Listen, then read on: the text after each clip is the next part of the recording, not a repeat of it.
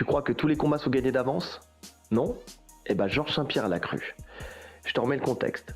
C'était en 2007. Il est champion du monde. Il est au sommet de son art.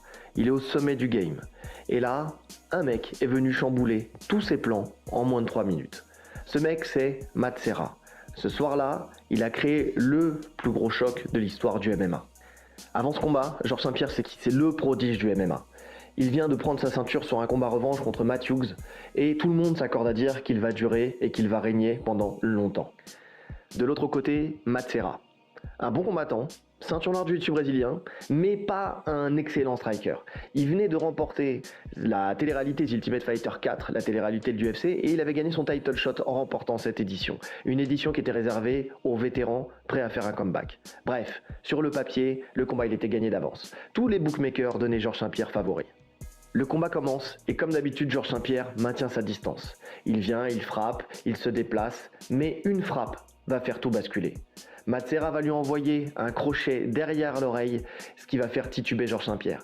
Là, il se met en mode survie. Il essaie de plonger dans ses jambes. Il essaye par tous les moyens de reprendre le lead sur le combat, mais c'est parfaitement géré par Matt Serra qui continue, en sentant qu'il l'a touché, à venir le pourchasser, à continuer à le frapper jusqu'à cette frappe qui va faire tomber Georges Saint-Pierre sur le dos. Il va l'enchaîner avec un grand pound jusqu'à ce que l'arbitre arrête le combat. Et là, Matt Serra devient le nouveau champion du monde des poids welter de l'UFC. Tout le monde est choqué, le public, Dana White, même lui, on voit dans ses yeux qu'il ne croit pas, qu'il ne réalise pas l'exploit qu'il vient de réaliser. De son côté, Georges Saint-Pierre, il va encaisser ça comme un champion. Il va retourner à l'entraînement et jurer que plus jamais il ne sous-estimerait quelconque adversaire. Il faudra 1 an pour qu'il regagne sa chance au titre contre Matt Serra. Et cette fois-ci, ça va se passer complètement différemment. Il ne va lui laisser aucune chance. Il va dominer ce combat de la tête et des épaules. Il va amener Matt Serra en eau profonde jusqu'à le finir avec un Matt Serra en turtle position, c'est-à-dire à 4 pattes, recroquevillé sur lui-même, prenant des coups de genoux dans les côtes et ne demandant qu'une chose, que l'arbitre arrête ce combat. Et c'est d'ailleurs ce qu'il va faire. Et Georges Saint-Pierre va reprendre son titre des poids welter, qu'il ne perdra plus jamais.